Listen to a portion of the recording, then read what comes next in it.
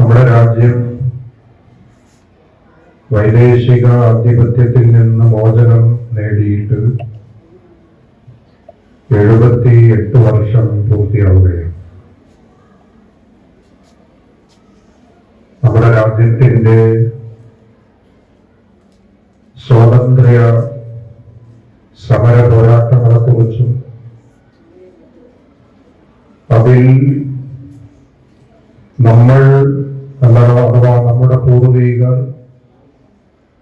എത്രമാത്രം പങ്കുകൊണ്ടിട്ടുണ്ടായിരുന്നു എന്നതിനെ കുറിച്ചുമൊക്കെ ഇതിനകം നമ്മൾ ഏറെക്കുറെ മനസ്സിലാക്കിയിട്ടുണ്ട് എന്നാണ് ഞാൻ വിചാരിക്കുന്നത്. നമ്മുടെ രാജ്യം നമ്മുടെ അഭിമാനമാണ്. നമ്മുടെ രാജ്യത്തിന്റെ പുരോഗതി നമ്മുടെ ആഗ്രഹങ്ങളും നമ്മുടെ സ്വപ്നങ്ങളുമാണ്. 78 വർഷം എന്ന് പറയുന്നത് ഒരു രാജ്യം നേടിയ പുരോഗതിയെ വിലയിരുത്താൻ ആവശ്യമായ കാലയളവ് തന്നെയാണ് എന്നതിൽ സംശയമില്ല. അങ്ങനെ നമ്മൾ വിലയിരുത്തുമ്പോൾ നമ്മുടെ രാജ്യത്തിന്റെ സ്ഥിതി ഇന്ന് എന്താണ് എന്ന് മനസ്സിലാക്കേണ്ടി വരും, ആലോചിക്കേണ്ടി വരും. ഏതൊക്കെ രംഗത്ത് എത്ര കണ്ട് നമുക്ക് പുരോഗതി ആർജിക്കാൻ സാധിച്ചിട്ടുണ്ട് എന്ന് വിലയിരുത്തേണ്ടി വരും. ഏതൊക്കെ മേഖലകളിൽ ഒരു പുരോഗതിയുമില്ലാതെ സ്വാതന്ത്ര്യം ലഭിക്കുന്ന അന്ന് എങ്ങനെയായിരുന്നു അങ്ങനെ തന്നെ നിലനിൽക്കുന്നുണ്ട് എന്ന് നമ്മൾ പരിശോധിക്കേണ്ടി വരും. അതെല്ലാം വിശദമായ ചർച്ചകൾക്കും വിശകലനങ്ങൾക്കും വിഷയീഭവിക്കേണ്ടതാണ്. ചില കാര്യങ്ങൾ നമ്മൾ വിലയിരുത്തുമ്പോൾ 1947 ഓഗസ്റ്റ് 14 അർദ്ധരാത്രി രാജ്യം സ്വതന്ത്രമാകുമ്പോൾ അന്ന് നമ്മുടെ രാജ്യത്തിന്റെ, അതായത് ഇന്ത്യയുടെ, വിഭജിക്കപ്പെട്ട ഇന്ത്യയുടെ ഏകദേശ പോപ്പുലേഷൻ 30 കോടിയോളമായിരുന്നു.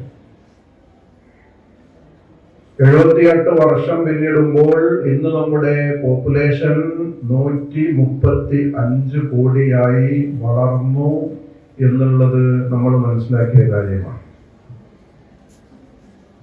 അതിനനുസരിച്ച് നമ്മുടെ മാനവ വിഭവ ശേഷിയും വളരേണ്ടിയിരുന്നതും ഉയരേണ്ടിയിരുന്നതുമാണ്.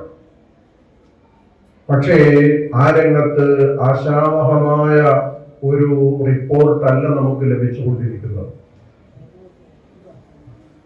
അതുപോലെ ശാസ്ത്ര സാങ്കേതിക രംഗത്ത് രാജ്യം നേടിയ മറ്റു പല രംഗങ്ങളിലുമുള്ള അഭിവൃദ്ധി നമ്മൾ മനസ്സിലാക്കുകയും അംഗീകരിക്കുകയും അതിൽ അഭിമാനം കൊള്ളുകയും ചെയ്യുന്നതോടൊപ്പം തന്നെ ഇനിയും നമ്മൾ നേടിയെടുക്കേണ്ട കാര്യങ്ങളെ കുറിച്ചുള്ള നല്ല ചർച്ചകൾ, നല്ല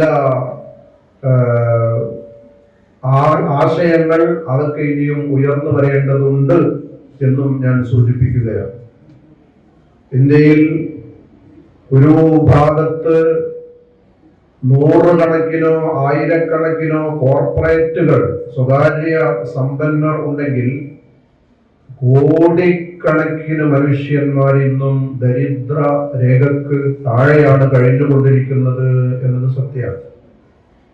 ഭിക്ഷ വലിക്കുന്നവര്, അതുപോലെയുള്ള ചെറിയ ചെറിയ ചെറിയ തൊഴിലുകൾ എടുത്തുകൊണ്ട് ഉപജീവന മാർഗം കണ്ടെത്താൻ ശ്രമിക്കുന്നവർ ഇന്ത്യയുടെ പുരോഗതിയിലോ രാജ്യത്തിന്റെ പളപളപ്പിലോ സൗകര്യങ്ങളിലോ ഒന്നും യാതൊരുവിധ പങ്കുമില്ലാതെ, അതൊന്നും അനുഭവിക്കാൻ കഴിയാതെ നീറി കഴിഞ്ഞുകൊണ്ടിരിക്കുന്ന, ജീവിച്ചുകൊണ്ടിരിക്കുന്ന ഫഖീറുമാരായ ദരിദ്ര നാരായണന്മാരായ കോടിക്കണക്കിന് ആളുകൾ ഇന്നും നമ്മുടെ രാജ്യത്തുണ്ട്. ഇന്ത്യയെ കണ്ടെത്താൻ ശ്രമിക്കേണ്ടത് ഇന്ത്യയുടെ ഗ്രാമങ്ങളിലാണ്. ഇന്ത്യയുടെ ഗ്രാമങ്ങളിലെ ജനങ്ങൾ, ഗ്രാമീണ ജനതയുടെ പുരോഗതി എന്തോ അതാണ് രാജ്യത്തിന്റെ പുരോഗതി എന്നാണ് നമ്മുടെ രാഷ്ട്രപിതാവ് പറഞ്ഞിരിക്കുന്നത്.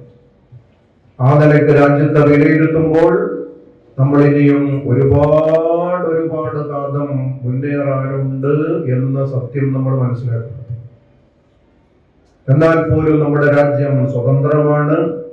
സ്വതന്ത്ര ഇന്ത്യയുടെ മക്കളാണ് നമ്മൾ. ആ നിലയ്ക്ക് നമ്മൾ അഭിമാനിക്കുന്നു, അതിൽ ആനന്ദം കൊള്ളുന്നു. അത് ഉറക്കെ നമ്മൾ വിളിച്ചു പറയുകയും ചെയ്യുന്നു. ഞാൻ വീണ്ടും അത്തരം കാര്യങ്ങളെ കുറിച്ച് സംസാരിക്കുന്നില്ല. സ്വാതന്ത്ര്യ സമര രംഗത്ത് നമ്മുടെ പങ്ക്, നമ്മൾ എന്ന് ഞാൻ ഉദ്ദേശിക്കുന്നത് ഇന്ത്യയുടെ പൗരന്മാരെന്ന നിലക്ക് എല്ലാവരും രാജ്യത്തിന്റെ സ്വാതന്ത്ര്യ സമരത്തിൽ പങ്കാളികളായിട്ടുണ്ട് എന്നത് നിഷേധിക്കുന്നില്ല. ഏതെങ്കിലും ഒരു വിഭാഗത്തെ കുറിച്ച് കുറച്ചു പറയാനോ കാണാനോ നമ്മൾ ആളല്ല. ഈ വേദി അതിന് ഞാൻ ഉപയോഗപ്പെടുത്തുന്നുമില്ല. എല്ലാവർക്കും അവരുടേതായ കാഴ്ചപ്പാടനുസരിച്ച്, അവരുടേതായ നയമനുസരിച്ചുള്ള പങ്കാളിത്തം എല്ലാ വിഭാഗവും വഹിച്ചിട്ടുണ്ടാകാം എന്ന് തന്നെ നമ്മൾ വിശ്വസിക്കുന്നു. അതേ സമയത്ത് മുസ്ലിം ജനസമൂഹം, മുസ്ലിം സമുദായത്തിന്റെ നേതാക്കൾ, അവർ ഈ രംഗത്ത് വഹിച്ച പങ്ക് എന്ന് പറയുന്നത് വളരെ വലുതാണ് എന്ന് നമുക്ക് എല്ലാവർക്കും അറിയാം. ഒരിക്കലും ചോദ്യം ചെയ്യപ്പെടാനാവാത്ത പങ്കാളിത്തം ഇന്ത്യയിലെ മുസ്ലിങ്ങൾ സ്വാതന്ത്ര്യ സമരത്തിൽ കൊണ്ടിട്ടുണ്ട് എന്നുള്ളത് നമ്മൾ ഉറക്കെ പറയേണ്ടതാണ്. ഇതിപ്പോ എന്തുകൊണ്ട് ഉറക്കെ പറയേണ്ടി വരുന്നു എന്ന് ചോദിച്ചാൽ, മുസ്ലിം ന്യൂനപക്ഷ വിഭാഗത്തിന്റെ രാജ്യത്തോടുള്ള കൂറും സ്വാതന്ത്ര്യ സമരത്തിലും ആധുനിക ഇന്ത്യയെ പുനർനിർമ്മിക്കുന്ന കാര്യത്തിലുമൊക്കെ മുസ്ലിം സമുദായം വഹിക്കുന്ന പങ്കും ഇതെല്ലാം ഒരു ഭാഗത്തു നിന്ന് ചോദ്യം ചെയ്യപ്പെട്ടുകൊണ്ടിരിക്കുന്നുണ്ട്. ഈ സന്ദർഭത്തിൽ നമ്മൾ മനസ്സിലാക്കുകയും നമ്മുടെ പങ്ക് ഉറക്കെ വിളിച്ചു പറയുകയും അതിൽ അഭിമാനം കൊള്ളുകയും ചെയ്യേണ്ട സാഹചര്യം നിലവിലുണ്ട് എന്നതുകൊണ്ടാണ്. നമുക്കറിയാമല്ലോ, മലബാറിലേക്ക് വന്നാൽ ഇന്ത്യയുടെ സ്വാതന്ത്ര്യ സമരത്തിൽ മഹാനായ ഗാന്ധിജിയോടുകൂടെ തോളോട് തോള് ചേർന്ന് പങ്കുകൊണ്ട ഒരുപാട് മുസ്ലിം വ്യക്തിത്വങ്ങളുടെ പേര് നമുക്കറിയാൻ സാധിക്കും. അതൊന്നും ഇവിടെ ചർച്ചയ്ക്ക് ഉദ്ദേശിക്കുന്നില്ല. മലബാറിലേക്ക് വന്നാൽ മലബാറിൽ ബ്രിട്ടീഷുകാരെയും ബ്രിട്ടീഷിന്റെ കൊളോണിയൽ ആശയത്തെയും ഏറ്റവും കൂടുതൽ എതിർക്കുകയും അവരെ മുട്ടുകുത്തിക്കുകയും അവരെ സ്വൈരം കെടുത്തുകയും ചെയ്തത് മഹാനായ സയ്യിദ് അലവി മമ്പുറം മൗലദവീല തങ്ങളവർകളാണ്. നമുക്ക് എല്ലാവർക്കും അറിയാവുന്നതാണ്. രചനയിലൂടെ, പ്രഭാഷണങ്ങളിലൂടെ, മറ്റു മാർഗങ്ങളിലൂടെ ബ്രിട്ടനെതിരെയും കൊളോണിയലിസത്തിനെതിരെയും ശക്തമായ പ്രചാരണമാണ് മഹാനായ മമ്പുറം തങ്ങളവർകൾ നിർവഹിച്ചുകൊണ്ടേയിരുന്നത് എന്നുള്ളത് ചരിത്രം അംഗീകരിക്കുന്ന കാര്യമാണ്. ഒരുപാട് തവണ തങ്ങളവർകളെ അറസ്റ്റ് ചെയ്യാൻ മാറേണ്ടി വന്നു. തങ്ങൾക്കെതിരെ അവർ ആരോപിച്ച കാര്യങ്ങൾ എന്താണ്? സർക്കാരിനെതിരെ യുദ്ധത്തിന് തങ്ങൾ പ്രേരിപ്പിക്കുന്നു എന്നുള്ളതായിരുന്നു ഒരാരോപണം. ബ്രിട്ടീഷ് ആണ് ഭരിക്കുന്നത്. ആ ബ്രിട്ടീഷ് രാജ്യത്തിനെതിരെ സമരം ചെയ്യാൻ, യുദ്ധം ചെയ്യാൻ പൗരന്മാരെ, പൊതുജനങ്ങളെ തങ്ങൾ പ്രേരിപ്പിക്കുന്നു. തങ്ങൾക്കെതിരെ വന്ന ചാർജ് ഷീറ്റിൽ രേഖപ്പെടുത്തിയിരുന്ന കാര്യങ്ങളാണ്. അതുപോലെ തന്നെ യുദ്ധത്തിനായി ആവേശം ജനിപ്പിക്കുന്ന പ്രഭാഷണങ്ങൾ നടത്തുന്നു, ഒരാരോപണമാണ്.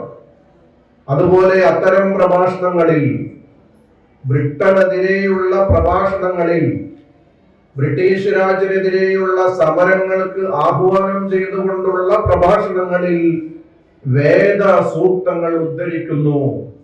എന്ന് പറഞ്ഞാൽ ഖുർആൻ ഓതിയിട്ട്, ഹദീസ് ഓതിയിട്ടൊക്കെയാണ് മമ്പുറം തങ്ങളവർകൾ ബ്രിട്ടീഷിനെതിരെ സംസാരിച്ചിരുന്നത്. അതൊരു ആരോപണമായിട്ട് അല്ലെങ്കിൽ ഒരു ചാർജായിട്ട് തങ്ങൾക്കെതിരെ വന്ന കേസിൽ രേഖപ്പെടുത്തിയതാണ്. അതുപോലെ തന്നെ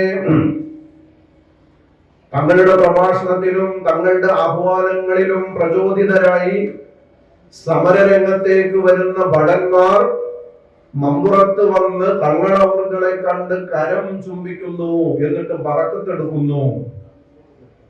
അതുപോലെ അങ്ങനെ സമരത്തിന് സന്നദ്ധരായി പുറപ്പെട്ടു വരുന്ന യോദ്ധാക്കൾക്ക്, സമര വിപ്ലവകാരികൾക്ക് തങ്ങൾ ഏലസും ഉറുക്കുമൊക്കെ എഴുതി കൊടുക്കുന്നു, അവരെ മന്ത്രിച്ചു കൊടുക്കുന്നു. അവർക്ക് വേണ്ടി ദിക്ർ, ദുആ, മജ്‌ലിസുകളൊക്കെ സംഘടിപ്പിച്ച് അവിടെ ആത്മീയ പ്രഭാഷണങ്ങളും പ്രാർത്ഥനകളും നടത്തുന്നു. അങ്ങനെ രാജ്യത്തിനെതിരെ നാട്ടിലെ ചെറുപ്പക്കാരെ, യുവാക്കളെ ഇളക്കി വിടുന്നു എന്ന രീതിയിൽ മഹാനായ മമ്പുറം തങ്ങളവർകൾക്കെതിരെ ചാർജ് ഷീറ്റ് വന്നു. ഒരു പ്രാവശ്യം അദ്ദേഹത്തെ അറസ്റ്റ് ചെയ്യാൻ തയ്യാറായി. 1817 അറസ്റ്റ് വാറണ്ട് പ്രഖ്യാപിച്ചു, പുറപ്പെടുവിച്ചു. അങ്ങനെ അദ്ദേഹം കോഴിക്കോട് കലക്ടർ ഓഫീസിലാണ്. അന്ന് മലബാർ ജില്ലയാണ്, കോഴിക്കോട് മലപ്പുറം ജില്ലകളൊന്നുമില്ല. മലബാർ ജില്ലയുടെ ആസ്ഥാനമായിരുന്ന കോഴിക്കോട് കലക്ടർ ജെയിംസ് വോഗന്റെ മുമ്പിൽ ഹാജരാവുകയാണ്. ജെയിംസ് വോഗൻ അറസ്റ്റ് വരിക്കാനും കീഴടങ്ങാനും തങ്ങളവരോട് ആവശ്യപ്പെട്ടപ്പോൾ, ഞാൻ സ്വയമേവ കീഴടങ്ങുന്ന ഒരു പരിപാടിയുമില്ല, തയ്യാറല്ല, എന്ന് വേണമെങ്കിൽ നിർബന്ധപൂർവം ബലമായി കീഴ്പ്പെടുത്താം, അറസ്റ്റ് ചെയ്യാം എന്ന് പറഞ്ഞപ്പോൾ കലക്ടർ ആലോചിച്ചു, മമ്പുറം തങ്ങളവർകളെ ബലം പ്രയോഗിച്ച് അറസ്റ്റ് ചെയ്താൽ മലബാറിൽ പൊട്ടിപ്പുറപ്പെടാവുന്ന കലാപത്തിന്റെ ഊക്കും ശക്തിയും ആലോചിച്ചിട്ട് തങ്ങളവർകളെ ആദരിച്ച് വെറുതെ വിടുകയും തിരിച്ചു പോകാൻ പറയുകയുമായിരുന്നു. അങ്ങനെ സമരരംഗത്ത് വളരെ ഉജ്ജ്വലമായ അധ്യായങ്ങൾ അതിനുശേഷമാണ് രചിക്കപ്പെടുന്നത്. മഹാനായ തങ്ങളവർകളുടെ നേതൃത്വത്തിലാണ് ചേറൂർ സമരം നടന്നത്. ചേറൂർ ലഹള എന്ന് പറയും, മുട്ടിച്ചിറ ലഹള എന്ന് പറയും. ഇങ്ങനെയുള്ള നിരവധി ലഹളകൾ, നിരവധി സമരങ്ങൾ, നിരവധി വിപ്ലവങ്ങൾ, സ്വാതന്ത്ര്യ സമരങ്ങൾ മഹാനായ സയ്യിദ് അലവി തങ്ങളവറുകളുടെ നേതൃത്വത്തിലായിട്ട് നടന്നു വന്നിട്ടുണ്ട്. ഞാൻ മമ്പുറം തങ്ങളവറുകളെ കുറിച്ച് ഇങ്ങനെ ആമുഖമായിട്ട് പറയുന്നത് എന്തിനാന്ന് ചോദിച്ചാൽ, മമ്പുറം തങ്ങളവറുകൾ നേതൃത്വം നൽകിയ ഈ വിപ്ലവങ്ങളിലും സമരങ്ങളിലും സ്വാതന്ത്ര്യ സമരങ്ങളിലും ഒക്കെയും മുൻപന്തിയിലുണ്ടായിരുന്നത് തങ്ങളുടെ ആത്മീയ ശിഷ്യന്മാര് തന്നെയായിരുന്നു, മുരീദുമാര് തന്നെയായിരുന്നു. ആ മുരീദുമാരിൽപ്പെട്ട ഒരു പ്രധാന വ്യക്തിയാണ് ചമ്പൻ പോക്കർ എന്ന് പറയപ്പെടുന്ന ഒരു മനുഷ്യൻ.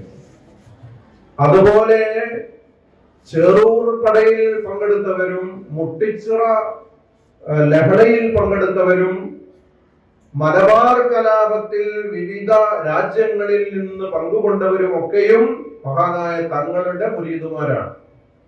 തങ്ങളിൽ നിന്ന് ആശീർവാദം വാങ്ങി രക്തസാക്ഷിത്വത്തിന് വേണ്ടി ഷഹീദാവാൻ ഞങ്ങളെ അനുഗ്രഹിക്കണം, ഞങ്ങൾക്ക് വേണ്ടി ദുആ ചെയ്യണം എന്ന് പറഞ്ഞിട്ടാണ് സമരത്തിനിറങ്ങാൻ അവർ തങ്ങളുടെ സമ്മതം ചോദിച്ചിരുന്നത്.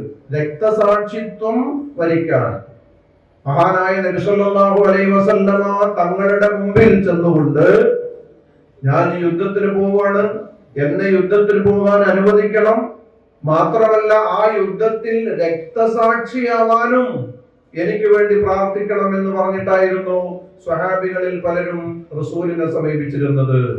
എന്നതുപോലെ തങ്ങളുമായിട്ട് ബന്ധപ്പെട്ട് തങ്ങളുടെ പ്രാർത്ഥനയും മന്ത്രവും ഒക്കെ സ്വീകരിച്ചതിന് ശേഷം അവർ ആവശ്യപ്പെടുന്നത്, ഞാനും പോവുകയാണ്, എന്നെയും അനുവദിക്കണം, രക്തസാക്ഷിയാവാൻ ദുആ ചെയ്യണമെന്നാണ്. അത്ര ആവേശത്തോടുകൂടെയായിരുന്നു ആ ആത്മീയ ശിഷ്യന്മാർ, മുരീദുമാർ ഇത്തരം സമരങ്ങളിലൊക്കെ പോയിരുന്നത്. ചേറൂര് പട നമുക്കറിയാമല്ലോ, 1843 ചെറൂർ പട നടക്കുന്നത്. അതിനു മുമ്പ് 1841 മുട്ടിച്ചിറ സമരം നടക്കുന്നത്. ഇതൊക്കെയും തങ്ങൾക്കും മുരീദുമാർക്കും എതിരെ ഉണ്ടായിരുന്നത് ആ ദേശങ്ങളിലെ നാടുവാഴികൾ അല്ലെങ്കിൽ ജന്മിമാർ, ആ ജന്മിമാരെ സപ്പോർട്ട് ചെയ്തുകൊണ്ടിരുന്ന ബ്രിട്ടീഷ് അധികാരികളുമായിരുന്നു. അവരാണ് ഒരു വശത്ത്, മമ്പുറന്തങ്ങളും അദ്ദേഹത്തിന്റെ മുരീദുമാരും ശിഷ്യന്മാരുമാണ് മറുവശം. ചേറൂർ ശുഹദാക്കൾ എന്ന് പറയുന്നത് മമ്പുറന്തങ്ങളുടെ മുരീദുമാരാണ്. അതുപോലെ നേരത്തെ പറഞ്ഞ മുട്ടിച്ചിറ ശുഹദാക്കൾ എന്ന് പറയുന്നതും മമ്പുറന്തങ്ങളുടെ മുരീദുമാരാണ്. ഈ രീതിയിൽ ഒരുപാട് ലഹളകൾ പിൽക്കാലത്ത് നടന്നു. ആ സമരങ്ങൾക്കൊക്കെയും നിദാനമായ ഒരു കാര്യം ഉണ്ടായിരുന്നു. ഞാൻ നേരത്തെ പറഞ്ഞു, ചമ്പൻ പോക്കർ എന്ന് പറഞ്ഞ എന്ന പേരിൽ ഒരാളെ ഞാൻ പരിചയപ്പെടുത്തി. ചമ്പൻ പോക്കർ തങ്ങളുടെ വളരെ അടുത്ത മുരീദാണ്. അദ്ദേഹത്തെ ബ്രിട്ടീഷുകാർ പിടികൂടിയിട്ട് ഛത്രവധം ചെയ്ത് ശരീരത്തിന്റെ പല ഭാഗങ്ങളും വെട്ടിമാറ്റി അദ്ദേഹത്തിന്റെ ബാക്കി ശരീരഭാഗം തങ്ങൾ കാണാൻ വേണ്ടി മമ്പുറം പള്ളിയുടെ പരിസരത്തുള്ള ചാരത്തുള്ള ഒരു മരത്തുമേൽ കെട്ടിത്തൂക്കിയാണ്. തങ്ങൾ പള്ളിയിൽ നിന്ന് ഇറങ്ങി വന്നാൽ ഈ ഭീകരമായ കാഴ്ച കാണണം, തങ്ങൾ ഈ സമരങ്ങളിൽ നിന്നും സമരാഹ്വാനങ്ങളിൽ നിന്നൊക്കെ പിന്തിരിയണം എന്ന ഉദ്ദേശത്തോടെയാണ് അവരത് ചെയ്തത്. ആ സംഭവത്തോടു കൂടെയാണ് സമരാഗ്നി ആളിക്കത്തിയതും സമരവീര്യം ഉയർന്നതും. ഇനി ആഹ്വാനത്തിൽ മാത്രം ഒതുക്കാതെ പ്രാക്ടിക്കലായിട്ട് തന്നെ ബ്രിട്ടീഷ് രാജിനെതിരെ പടപൊരുതണം എന്ന് തങ്ങൾ തീരുമാനമെടുത്തു. അങ്ങനെയാണ് ചേറൂര് പടക്ക് കടമൊരുങ്ങുന്നത്. അതിന്റെ സാഹചര്യം പശ്ചാത്തലമൊന്നും ഞാൻ പറയുന്നില്ല. ചേറൂര് പടക്ക് കളമൊരുങ്ങിയപ്പോൾ തങ്ങളുടെ മേൽ പറയപ്പെട്ട മുരീദുമാരിൽ പലരും തയ്യാറായി യുദ്ധത്തിന് പോകാൻ. ആ കൂട്ടത്തിൽ തങ്ങളുടെ സന്തത സഹചാരിയും വളരെ പ്രിയപ്പെട്ട ശിഷ്യനും മുരീദുമായിരുന്ന ഒരു പാവം മനുഷ്യനുണ്ടായിരുന്നു. അദ്ദേഹത്തിന്റെ പേര് കുഞ്ഞീൻ എന്നായിരുന്നു. അദ്ദേഹം നമ്മുടെ പുത്തനത്താണി കൽപ്പകഞ്ചേരി കല്ലിങ്ങൽ സ്വദേശിയായിരുന്നു. ആ കുഞ്ഞീൻ എന്ന ആ മുരീദ് മമ്പുറന്തങ്ങളുടെ മുരീദാണ്, ശിഷ്യനാണ്, സന്തത സഹചാരിയാണ്, അതേസമയം തികഞ്ഞ കായികാഭ്യാസിയുമാണ്. നല്ല കായികാഭ്യാസിയായ തികഞ്ഞ അഭ്യാസിയായിരുന്നു. അങ്ങനെയുള്ള കുഞ്ഞീൻ മമ്പുറന്തങ്ങളോട് സമ്മതം ചോദിക്കാൻ, ചേറൂര് പടയിൽ ഞാനും പങ്കെടുക്കും, ഞാനും പോവാണ് സമരം നടത്താൻ, യുദ്ധം ചെയ്യാൻ എന്ന് പറഞ്ഞ് തങ്ങളോട് സമ്മതം ചോദിക്കാനും മന്ത്രിക്കാനും ദുആ ചെയ്യാനും ഒക്കെ ചെന്നപ്പോൾ മഹാനായ മമ്പുറന്തങ്ങൾ അവർ കുഞ്ഞീൻ എന്നവരോട് പറഞ്ഞു, നീ ഈ സമരത്തിൽ പങ്കെടുക്കേണ്ടതില്ല, നീ ഇതിൽ പങ്കെടുക്കേണ്ടതില്ല. നിനക്ക് കയറേണ്ട കപ്പൽ കുറച്ചുകൂടി കാത്തിരിക്കണം, കുറച്ചു കഴിയുമ്പോൾ വരും. ആ കപ്പലിൽ കയറി നീ സഞ്ചരിച്ചാൽ മതി. ചേറൂര് കപ്പലിൽ നീ സഞ്ചരിക്കണ്ട, കയറണ്ട, ചേറൂര് പടയിൽ പങ്കെടുക്കണ്ട എന്ന് കുഞ്ഞീനെ ഉപദേശിച്ചു. നീ കുഞ്ഞീനെ കുറിച്ച് പറയാം. കുഞ്ഞീൻ എന്ന ആള് കല്ലിങ്ങൽ സ്വദേശിയാണ്, കൽപ്പകഞ്ചേരി കല്ലിങ്ങൽ സ്വദേശി. കൽപ്പകഞ്ചേരി കല്ലിങ്ങൽ സ്വദേശിയായ കുഞ്ഞീൻ മമ്പുറന്തങ്ങളുമായിട്ട് എങ്ങനെ ബന്ധപ്പെട്ടു? അതിന്റെ പിന്നിൽ ഒരു ചരിത്രമാണ്. മഹാനായ മമ്പുറന്തങ്ങൾ അവർ വലിയ തേജസ്വിയാണ്, വലിയ ആത്മീയ ശക്തിയുള്ള മഹാനാണ്. നമുക്ക് എല്ലാവർക്കും അറിയാമല്ലോ. സയ്യിദാണ്, പണ്ഡിതനാണ്, ആരിഫാണ്, സൂഫി വര്യനാണ്, വലിയാണ്, ഖുത്ബുസ്സമാൻ, ഒരു സമാന്റെ ഒരു യുഗത്തിന്റെ കുത്തുബ് തന്നെയാണ്. അങ്ങനെയുള്ള തങ്ങൾ അവർ ആദ്യകാലങ്ങളിലൊക്കെ പല ഭാഗത്തും സഞ്ചരിക്കുക പതിവുണ്ടായിരുന്നു. അങ്ങനെ ഒരിക്കൽ അദ്ദേഹം കൽപ്പകഞ്ചേരി കല്ലിങ്ങൽ മണ്ടായപ്പുറത്ത് മൂപ്പന്മാരുടെ തറവാട്ടിൽ ചെന്നുകൂടുക. മണ്ടായപ്പുറത്ത് മൂപ്പന്മാരെന്ന് പറഞ്ഞാൽ ഇന്നുകൊണ്ടല്ല മൂപ്പന്മാർ, അവരുടെ പിൻതലമുറ ഒന്നുമുണ്ട്. ആ മൂപ്പന്മാരുടെ ഒരു 2-3-4 തലമുറ മുമ്പുള്ള കഥയാണ്. മണ്ടായപ്പുറത്ത് മൂപ്പൻ എന്ന് പറഞ്ഞാൽ കൊല്ലിനും കൊലക്കും അധികാരമുള്ള, എല്ലാ സ്വാധീനമുള്ള ആ രാജ്യത്തിന്റെ കിരീടം വെക്കാത്ത രാജാവാണ്. അവരുടെ വീട്ടിലേക്ക്, തറവാട്ടിലേക്ക് തങ്ങളാണ്ട് കയറി ചെന്നപ്പോൾ തങ്ങളെ മൂപ്പനറിയില്ല. ഇത് മൂപ്പന്റെ വീടാന്ന് തങ്ങൾക്കറിയാം, തങ്ങൾക്ക് എന്തെങ്കിലും ഉദ്ദേശം ഉണ്ടാവും. ആ സമയത്ത് തങ്ങളുടെ ആ തേജസ്സെല്ലാം കൂടി കണ്ടപ്പോ പിന്നെ ബഹുമാന പുരസ്സരം മമ്പുറന്തങ്ങളെ സ്വീകരിച്ചു. വിശ്രമിക്കാനുള്ള സൗകര്യങ്ങളൊക്കെ ചെയ്തു കൊടുത്തു. കുറെ സമയം തങ്ങൾ അവിടെ വിശ്രമിച്ചു. അത് കഴിഞ്ഞ് തങ്ങൾ തിരിച്ചു പോകുമ്പോൾ ഒരുപാട് പാരിതോഷികങ്ങളും കൊടുത്തു. അതിനിടയിൽ ചില സംഭവ വികാസങ്ങളൊക്കെ ഉണ്ടായിട്ടുണ്ട്. മമ്പുറന്തങ്ങളാണ് എന്ന് സൂചിപ്പിക്കുന്ന രീതിയിലുള്ള ചില ഇടപെടലുകളൊക്കെ അവിടെ ഉണ്ടായിട്ടുണ്ട്. അന്തായപ്പുറത്ത് മൂപ്പരോട് ഈ വിധത്തിൽ അധികാരത്തിൽ പെരുമാറാനും പ്രവർത്തിക്കാനും ശബ്ദിക്കാനും ഒക്കെ കഴിയുന്ന ആള് ആര് എന്ന നാട്ടുകാരൊക്കെ ആശ്ചര്യപ്പെട്ടു. മൂപ്പനാണെങ്കിലോ വിനീത വിധേയനായി തങ്ങളുടെ ആജ്ഞകളൊക്കെ സ്വീകരിച്ച് വളരെ രാജോചിതം അദ്ദേഹത്തെ മമ്പുറത്തേക്ക് യാത്രയാക്കുകയും ചെയ്തു. ആ ബന്ധം വളർന്നു. പിന്നെ ഇടക്കിടക്ക് മൂപ്പൻ മമ്പുറത്ത് പോവും.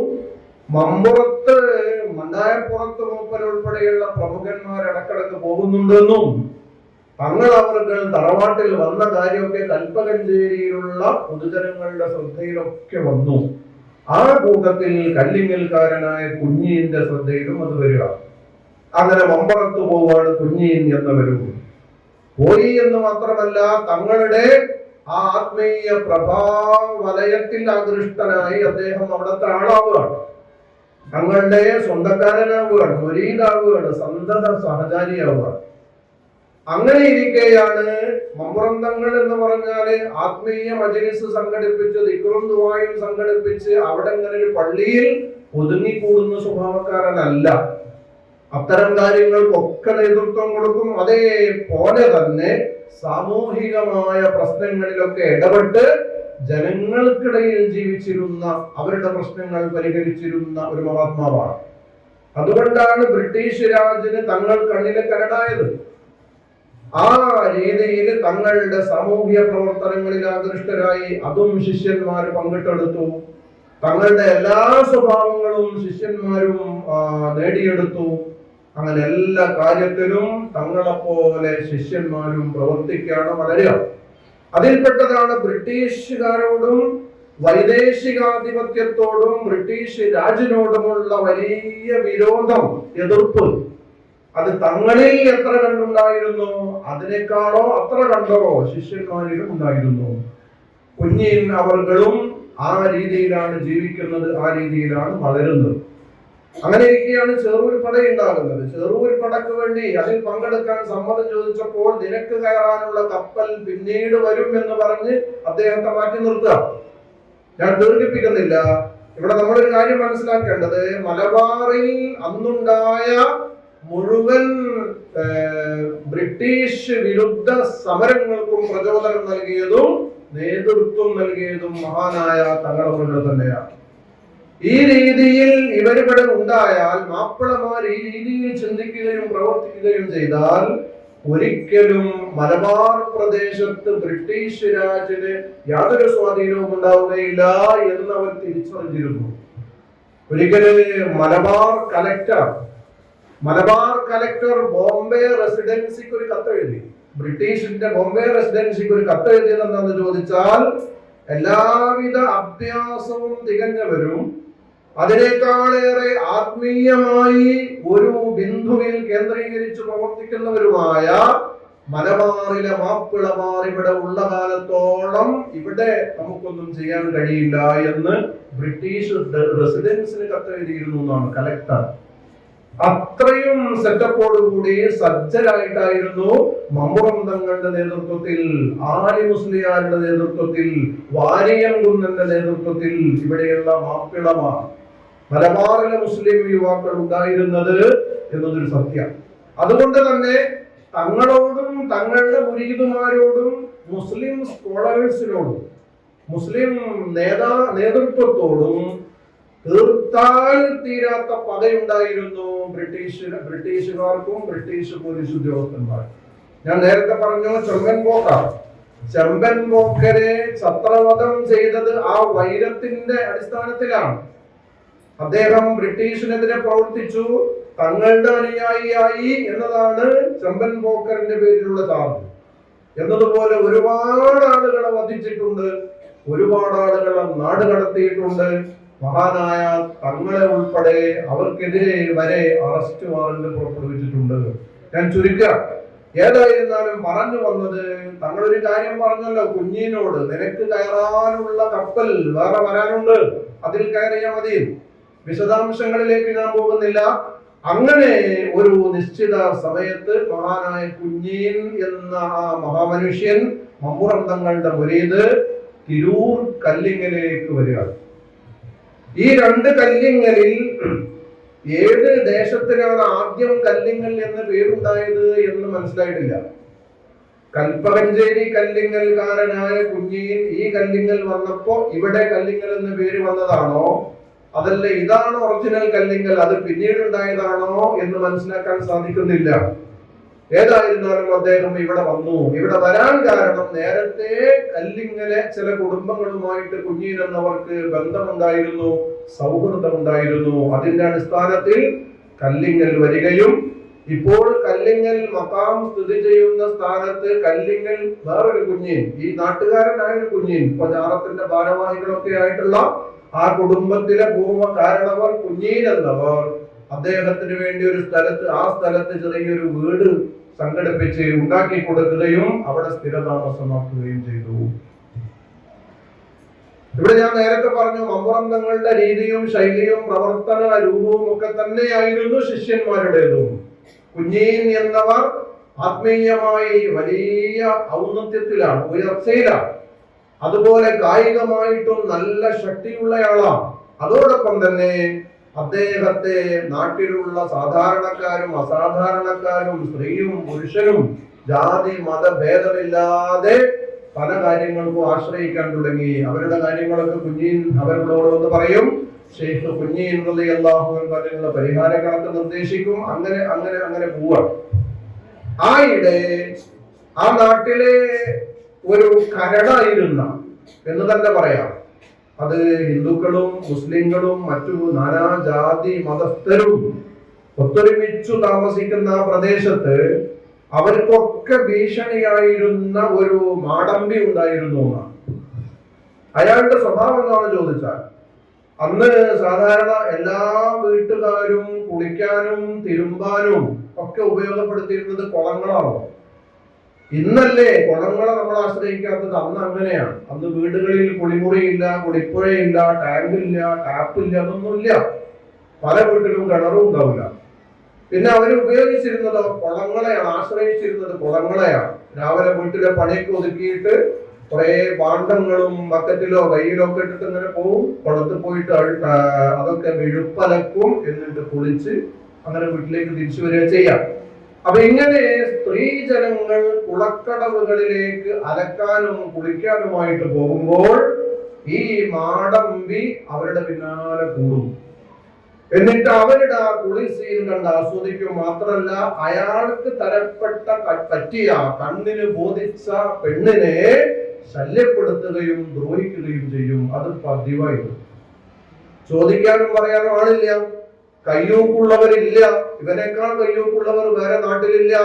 മാത്രമല്ല നേരത്തെ പറഞ്ഞതുപോലെ ബ്രിട്ടീഷ് പോലീസിനും അവരുടെ ആളുകൾക്ക് ഒരു സ്വഭാവം ഉണ്ടായിരുന്നു.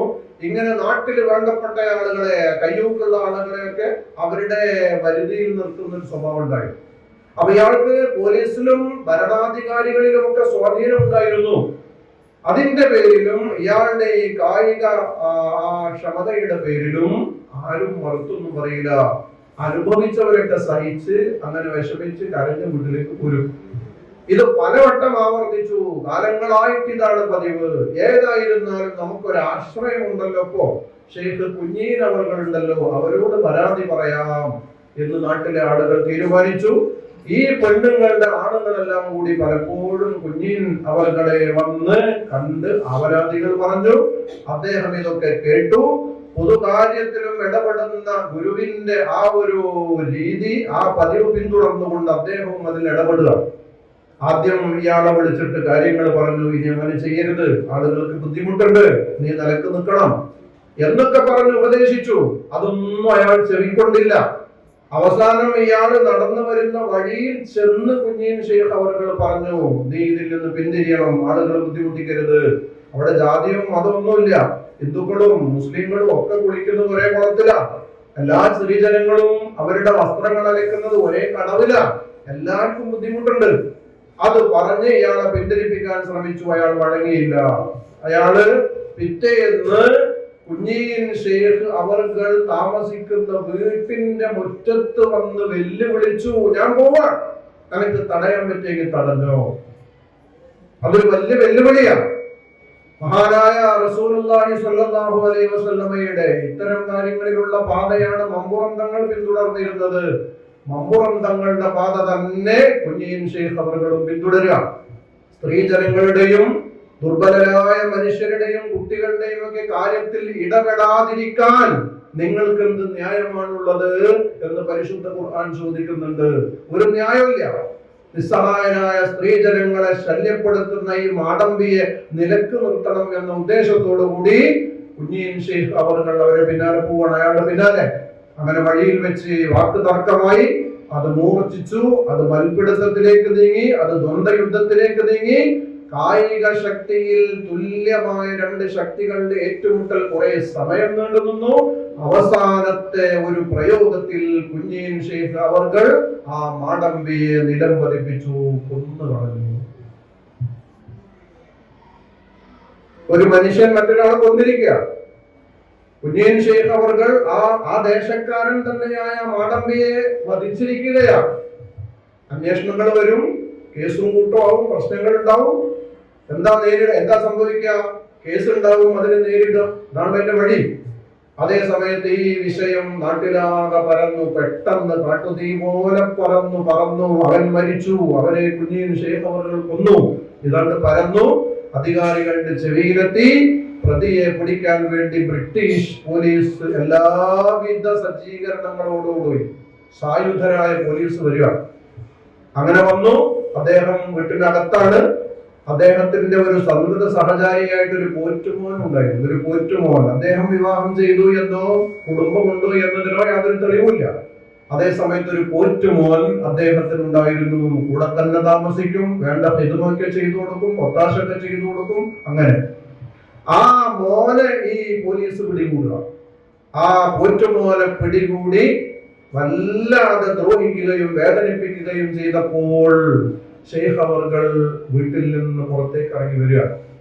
എന്തുകൊണ്ട് ആദ്യ സമയത്ത് ഇറങ്ങി വന്നില്ല? പോലീസ് വന്നപാടെ ഇറങ്ങി വന്നില്ല. പോലീസ് വന്നത് തോക്കും കുന്നൊക്കായിട്ടാണ്. ഷെയ്ഖ് അവർകൾക്കറിയാം ഇത് വിചാരണ ന്യായമായ രീതിയിൽ വിചാരണ ചെയ്ത് തീർപ്പ് കൽപ്പിക്കാനുള്ള തയ്യാറെടുപ്പല്ല, അല്ലെങ്കിൽ മനസ്സല്ല ഇവരുടേത്.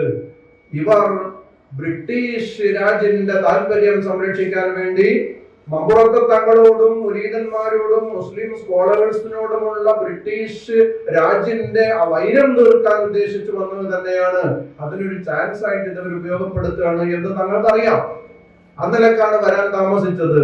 തങ്ങളെ പുകച്ചു പുറത്ത് കാണിക്കാൻ വേണ്ടിയിട്ടാണ് ഒറ്റുമോനെ പിടികൂടിയിട്ട് ഉപദ്രവിക്കാൻ തുടങ്ങിയത്.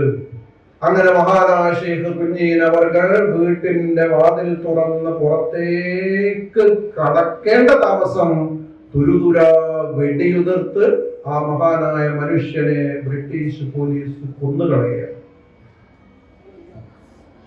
യഥാർത്ഥത്തിൽ അവിടെ വെടിയുതിർക്കേണ്ട ഒരു കാര്യമില്ല. പിടികൂടി വിചാരണക്ക് വിധേയമാക്കി എന്താണോ നിയമം അനുശാസിക്കുന്ന ശിക്ഷ അത് നടപ്പാക്കുകയാണ് വേണ്ടത്. എന്തുകൊണ്ട് വീട്ടിലേക്ക് അങ്ങോട്ട് അതിക്രമിച്ച് പോലീസ് കയറിയില്ല? അതിനവർക്ക് ധൈര്യമില്ല. കാരണം അത്രയും ശൂരനാണ് ഈ മഹാൻ. വലിയ അഭ്യാസിയാണ്. 1, 2, 10 ആള് ചെന്നിട്ടും കാര്യമില്ല. അത്ര വലിയ അഭ്യാസിയാണത്. അതുകൊണ്ടാണ് പുറത്ത് ചാടിച്ചത്. പുറത്ത് വന്ന പാടന്നെ വെടിയുതിർത്തു. അദ്ദേഹം മരിച്ചു, ശ്വാസം നിലച്ചു എന്ന് ഉറപ്പുവരുത്തിയതിനു ശേഷമാണ് ഈ പോലീസുകാരടുത്തേക്ക് ചെന്നത്. അങ്ങനെ അടുത്തേക്ക് ചെന്നു. മരിച്ചു എന്ന് ഉറപ്പുവരുത്തിയതിനു ശേഷം അദ്ദേഹത്തിന്റെ ആ ബഹുമാനപ്പെട്ട ശിരസ്, പവിത്രമായ ശിരസ് കഴുത്തോട് വെച്ച്, കഴുത്തൊപ്പം വെച്ച് മുറിച്ചെടുത്തു. ശിരസ് മുറിച്ചെടുത്തു. അത് പാക്ക് ചെയ്തുകൊണ്ട് അന്നത്തെ മലബാർ ജില്ലയുടെ ആസ്ഥാനമായിരുന്ന കോഴിക്കോട് ബീച്ചിലായിരുന്ന കലക്ടർ ഓഫീസ്, കോഴിക്കോട് ബീച്ചിലേക്ക് കൊണ്ടുപോയി കലക്ടറുടെ മുമ്പിൽ സമർപ്പിച്ചു. എന്താ വെച്ചാൽ ഇത് അവർക്ക് റിവാർഡ് കിട്ടേണ്ട ഒരു കാര്യമാണ്. മമ്പുറം തങ്ങളുടെ ഒരു ശിഷ്യനെ ഞങ്ങൾ കൊല്ലുകയും കഴുത്ത് മുറിച്ചെടുക്കുകയും ചെയ്തിരിക്കുന്നു എന്ന് പറഞ്ഞാൽ കലക്ടർ സാധാരണ റിവാർഡ് കൊടുക്കും. കാരണം അത് അവർ ഇഷ്ടപ്പെടുന്ന കാര്യമാണ്. ബ്രിട്ടീഷുകാരുടെ ഇഷ്ടമുള്ള ഒരു വിഷയമാണ്. അതേ സമയത്ത് ഈ ശിരസ് ആ പൊതിങ്ങനെ അഴിച്ച് മേശപ്പുറത്ത് കലക്ടറുടെ മുമ്പാകെ കണ്ട് വെച്ചപ്പോൾ ചരിത്രം പറയുന്നത് അദ്ദേഹത്തിന്റെ മുഖത്തിന്റെ പ്രകാശവും തേജസ്സും കണ്ട് കലക്ടർ പോലും അന്താളിച്ചു പോയി. എന്നിട്ട് ആ ശിരസ്സുമായി ചെന്ന ഉദ്യോഗസ്ഥന്മാരെ അദ്ദേഹം ശാസിച്ചു, എന്ത് വൃത്തികേടാണ് നിങ്ങൾ ചെയ്തത്? ഇത്തരം തേജസ്വിയായ ഒരു മനുഷ്യനോട് ഈ വിധം പെരുമാറാൻ പാടുണ്ടോ എന്ന് ചോദിച്ച് അവരെ ശകാരിക്കുകയും വളരെ ബഹുമാനത്തോടുകൂടി എല്ലാ ആദരവും നൽകി ആ ശിരസ് കോഴിക്കോട് ബീച്ചിൽ തന്നെ മറവ് ചെയ്യുകയും ചെയ്തു. ഒരഭിപ്രായ പ്രകാരം കല്ലിങ്ങൽ കുഞ്ഞിയിൽ ഷഹീദ് ഉപ്പാപ്പാന്റെ പവിത്രമായ ശിരസ്സാണ് കോഴിക്കോട് ബീച്ചിലെ ബദവി ഷഹീദ് എന്നറിയപ്പെടുന്ന മഖാം എന്ന അഭിപ്രായമുണ്ട്. ചില അഭിപ്രായ വ്യത്യാസമുണ്ട്, അതുകൊണ്ട് ഞാൻ തീർത്ത് പറയുന്നില്ല. ഏതായിരുന്നാലും ഒരു കാര്യം ഉറപ്പാണ്, കുഞ്ഞിൽ ഷഹീദ് ഉപ്പാപ്പാന്റെ ശിരസ്സൊഴികെയുള്ള ഭാഗങ്ങൾ മാത്രമാണ് കല്ലിങ്ങൽ മഖാമിൽ മറവ് ചെയ്യപ്പെട്ടിരിക്കുന്നത്. ഇതാണ് കല്ലിങ്ങൽ കുഞ്ഞിൻ ഷഹീദ് ഉപ്പാപ്പാനെ കുറിച്ചുള്ള ഏകദേശ വിവരം. ഒരുപാട് വിശദീകരണങ്ങളുണ്ട്, അത് നമ്മുടെ സമയം അനുവദിക്കുന്നില്ല. ഏതായിരുന്നാലും ഒരു കാര്യം ചെയ്യാം, കല്ലിങ്ങൽ ഉപ്പാപ്പാന്റെ ആണ്ട് ദിവസം സഫർ 3 കല്ലിങ്ങൽ നേർച്ച എന്ന് പറയുന്നത് അതൊരു വേറൊരു രീതിയാണ്, അത് ഉപ്പാപ്പയായിട്ട് ബന്ധപ്പെട്ടതല്ല. സഫർ 3 കല്ലിങ്ങൽ ഉപ്പാപ്പാന്റെ ആണ്ട്. അത് ഈ മാസം കഴിഞ്ഞ ദിവസങ്ങളിലായിരുന്നു. അല്ലാഹു സുബ്ഹാനഹു വ തആല ആ മഹാനുഭാവന്റെ എല്ലാവിധ മദതും നമുക്ക് നൽകുമാറാകട്ടെ എന്ന് പ്രാർത്ഥിക്കുന്നു. ഞാൻ ഈ പറഞ്ഞു വന്നത് എന്താണെന്ന് വെച്ചാൽ, സ്വാതന്ത്ര്യ സമരത്തിൽ നേരിട്ട് കുഞ്ഞിൻ ഷഹീദ് ഉപ്പാപ്പ പങ്കെടുത്തോ എന്ന് ചോദിച്ചാൽ ഇല്ല എന്നായിരിക്കും മറുപടി. എന്നാൽ പോലും ഈ സ്വാതന്ത്ര്യ സമരവുമായി ബന്ധപ്പെട്ട് തങ്ങളവർക്ക് ബ്രഹ്മപുരം തങ്ങളോടും ശിഷ്യന്മാരോടും മുരീദുമാരോടുമുള്ള വൈരം തീർക്കാൻ ഇവരത് ഉപയോഗപ്പെടുത്തിയതാണ് എന്ന് വേണം വ്യാഖ്യാനിക്കാൻ. അല്ലാഹു നമ്മളെയും മഹാനായ കുഞ്ഞിൻ ഷഹീദ് ഉപ്പാപ്പ ഉൾപ്പെടെയുള്ള മുഴുവൻ ശുഹദാക്കളെയും ഉലമാക്കളെയും സ്വാലിഹീങ്ങളെയും പരിശുദ്ധ സ്വർഗ്ഗത്തിൽ ഒരുമിച്ച് കൂട്ടുമാറാകട്ടെ. ആമീൻ. അസ്സലാമു അലൈക്കും വറഹ്മത്തുള്ളാഹി.